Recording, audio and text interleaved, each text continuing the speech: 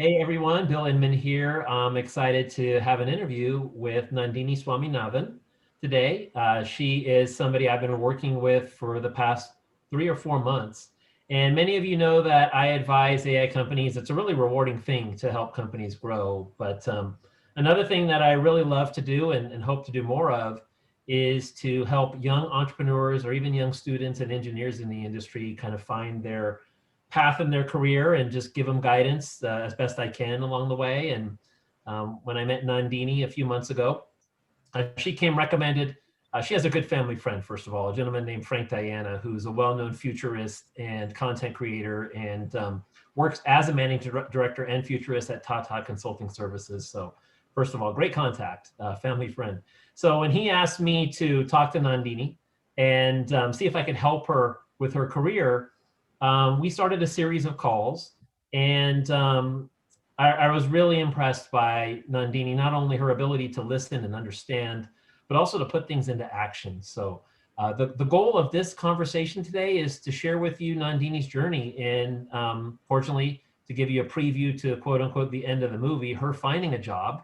When she first came to me, she was a little unsure if she would. Just a little bit of background on Nandini. She's graduating soon. She's still a student at the National Institute of Technology. As a matter of fact, Nandini, did you just graduate? Is that correct? Yeah, I'll be graduating this summer. So yeah. Right. I'm sorry for a second there. I thought you had graduated because you're so on the ball. But, so you're graduating this summer, and the goal was to start a job search. Now, you're in India, but you're a U.S. citizen, so I wouldn't call that unique, but it's definitely not the norm. So you had a bit of an advantage because you're a U.S. citizen, and we'll talk a little bit about the profession you chose. But still, you're a half a world away. So there was a little bit of nervousness around being able to understand if you could find a job here in the US. And of course, you're very brave in that you're planning on coming here by yourself, coming away from your family and starting a new life. And that's a whole other chapter we're not talking about on this call. But excited for you to share with the hopes that you can inspire and inform and educate other students or maybe even other adults out there that are looking for work in what you did. So do you mind talking a little bit about, talk a little bit about what you studied in school and a little bit about, what your disciplines and what your focus is. And then also tell us, uh, what were you thinking going into the job search? How were you going to find a job before you contacted me? So if you don't mind, let me introduce Nandini and just tell us a little bit about yourself. Yeah, sure. So my name is Nandini Swaminathan, and I'm a fourth-year student at the National Institute of Technology, Tiruchirappalli. I'm currently majoring in instrumentation and control engineering. So I'm also doing a minor in computer science. I've always loved computer science because of the fact that you can solve problems with it. And that's how I really got into artificial intelligence. And throughout my, college, I kept doing internships. I did projects to make sure that I never lost touch and that I gained more and more knowledge in artificial intelligence. And I think that's what really helped me. Around last year, I began searching for a job. And honestly, I was really excited that I was going to be stepping into the corporate world. But then the pandemic struck, and a lot of companies had put their hiring processes on a hold, and that got me really nervous. I did get a couple of offers from a bunch of companies, but it felt like the job that they offered didn't really quite fit me. Like, I knew that I wouldn't get the job satisfaction there. And so it was at that point that I knew that I had become proactive to get a job that would really give me that job satisfaction. So honestly, last year was a very anxious and exciting period for me. Right. Did you receive those job offers before I met you, Nandini? Or were we talking about the ones after? Before I met you. Right. Yeah. But those weren't what you wanted. So they were not what I wanted. Yeah. Well, first of all, let me just something we talked about before the call, which I just want to reiterate. And I think most of you who know me know that I'm a fan of AI, and I've dedicated quite a bit to the industry of emerging tech, including blockchain and artificial intelligence. And you picked the right area. There are some stats show that there's 900,000 AI jobs in the world and only 300,000 people. Now you're just getting into it and you're going to learn.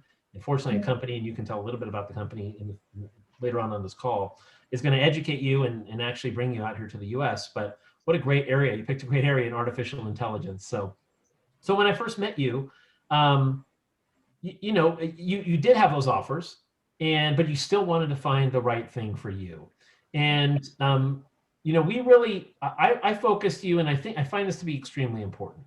I focused you a little bit on making sure you're reaching out to the decision makers that you want to know, that you're looking for work. Even the executives, I advise you to reach out to CEOs, and you started that process.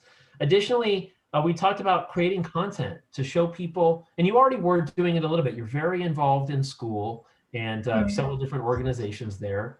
And I wouldn't say that you're always comfortable with being in front of a camera or being the lead of a group, but you do it so well. So can you tell everybody a little bit about, when we talked, I thought it would be good for you just to do more outreach and also to create content. Tell everybody what you did in those areas to start to differentiate yourself and to get out there a little bit more into the market. Yeah. So honestly, up until our conversations, I just used LinkedIn to apply for jobs. Like LinkedIn I use LinkedIn very similar to like how I would use Indeed or any other job applying platform. I didn't really tap into the potential that LinkedIn is. But then one of the things that you said in our conversation really struck a chord with me about how content creation is at work for you even when you're asleep. Like it creates the opportunities and it knocks on people's doors even when you're busy with something else. So that really struck a chord with me, and that's when I decided to start doing it. And so yeah, I started reading up on articles, and I even read a book on it. And then finally, when I did start creating content, I knew which direction that I wanted to go in. And apart from that, yes, initially I wasn't comfortable texting CEOs and CDOs, asking them if they had any positions in their company that would be a fit for me. I wasn't really comfortable about that, but it helped me reach out to people who are in that position where they could like guide me, and that really helped me a lot. And I had Excel sheets going on where I would mark whether I texted person, whether the person replied back to me, and that really helped a lot. Yeah, you did a great job of being organized, and you're a true student, as we all should be throughout life. I remember when we first talked, and you pushed back a little bit. I said, go talk to the CEOs. Go into LinkedIn and message the CEOs directly. What the world, and I remember I told you something to this nature. The world needs leaders, and the tech industry is looking for leadership. And what the world really needs is strong female leadership in technology. It just needs that subtlety, and it needs that touch. And you're going to be a great leader there, thankfully so. And there are many great young female leaders that will dominate in the industry, and I'm really glad that that's happening. So, but I remember you pushed back and said, "Are you sure that I should reach out to a CEO? Won't I bother them?" And do you remember that, Nandini, when we kind of had that? I did. Like at that point, what my perspective was that a CEO would be very busy with multiple things that are going on with the company. So why would they look at my message? So that was something that really, an obstacle for me. I thought that would be a big obstacle. They wouldn't even look at my messages. But like I said, content creation again, it played in here. It gave me the credibility, and I ended up texting David Hansen, and he replied back to me, and that was really great. I was honestly fangirling at that point. So I feel like both these things, content creation and reaching out to people, they go hand in hand. Like content creation, it gives you the credibility, and when you reach out to people, they know that you're doing all this great job that you're doing, and it opens up opportunities for you. So it goes hand in hand, and I think both of them are very important. I totally agree with you. I think that it's valuable I don't think I know, to produce content that's valuable. And you were producing content for your fellow students and even just for the industry. It's very impressive content you did, and you were consistent with it. Another important thing. So that when a David Hansen you mentioned, who is the founder of Hansen Robotics, and he's the scientist, engineer, and even artist behind Sophia, the robot. And we're fortunate enough to be working with him in another company that I work with with Dr. Ben Gertzel. But a high level, well-known person, someone even a kind of a star in the industry, and he reached back to you. And CEOs being one, that the best thing we can find at a company is talent. And companies like Google and Apple, and this is a huge philosophy for them, is to find the best talent available. And if you can be not only provide value through content, but obviously you've done your studies, you picked the right industry, you're a very smart person, and many are. But if you can break through your shell and reach out to CEOs, that shows leadership. And it shows that you're not afraid. And it shows that you're going to go after what you want. And companies really need that. So just to be specific, talk to me and us a little bit about what kind of content did you produce? All right. So honestly, since I was very much interested in I knew that most of my content would be revolving around that. So my main focus was that at the end of each post, when somebody reads my content, they should learn something new from it. That was something that was very much focused upon, and hence, so I wrote about AI ethics, the ethics that were, AI ethics, AI regulations, and I felt like those were important things that often get lost in all the news that we are surrounded by today, and that people had to know about it. And so, yeah. These are important areas, and AI is such a wide open area, but AI ethics is a great area to start. How long were these articles, and what inspired you to write about them? For example, did you find other articles and write about them, or did you create original content based upon your own feelings? And how long were they, roughly? Uh, I try to keep them very short, up to like 2 minutes, so that I would be able to get everybody's attention. And yeah, it was both. Like if I found a really interesting article, then I would attach it to my post and say, have a look at this article. Some important points mentioned here are this and this. Do read it. Or if I did have ideas from reading the article, then I would mention like any insights that I gained from reading it. Then yes, that as well. So It seems simple, but and it is simple, but we'll just don't do that. Now, did you post exclusively on LinkedIn with this information, or did you go to any other social networks with your content? well, I'm actually active on Instagram and WhatsApp and platforms like that. So since I have connections there as well, I try to publicize that I was doing all this work in LinkedIn. So give a look at it. It's good work. And so I did try to use those platforms to benefit this. So, yeah. That makes sense. You know, Gary Vaynerchuk, he goes to the extreme of saying produce 60 content pieces a day. And that really means produce 8 that can be distributed to 7 or 8 different sites. But if you're going to produce something, just maybe not to that extreme, you're going to produce something, why not distribute it elsewhere? So, and I've seen some of your content and it's well liked. Were you surprised about the positive feedback you received about producing your content? So it's been really great, actually. In fact, in one of my recent posts, I wrote about this tech company which built this AI-powered dog collar that can translate your dog barks. So whenever your dog barks, you know what reason exactly he's barking for. And I was just thinking out loud in the post when I wrote, what if we use the technology with babies? Like we could find out why they were crying or why they're gurgling, and you would get the reason why they are doing it. And so I posted that. And I had a researcher come on by text me, comment on the post saying, so I work in infant cry analysis. This is a really good idea. I'll definitely look into the project. Thanks a lot. So hearing that was really great. Like somebody was finding what I was posting useful and was using it in their work. So that was something really great to hear. That's a cool project. I hadn't read that post yet. So natural language processing, would this be called natural bark processing? That's really, really amazing where we're going there. Now we're able to like Dr. Doolittle talk to our pets. But so you found that the posts provide value, and that's really great. So I think that's key, right? So let's just recap a little bit, and then I want to talk about one more thing. So before you were using LinkedIn really just as a job application tool, and I hate to say it, I've been involved with HR tech for a long time, but for those of you that don't realize, applicant tracking systems can be a black hole for your resume, unfortunately. You really have to reach out to stand out. And you can submit your application to a great company, and then you can sit around and twiddle your thumbs and go, what happened? Why isn't anybody contacting me? And that's because it can get lost in there. Sometimes people don't even see your application, so you have to stand out. And one of the things we recommended was just do more outreach and do more content. And that's what you did. And you used other articles and wrote about them.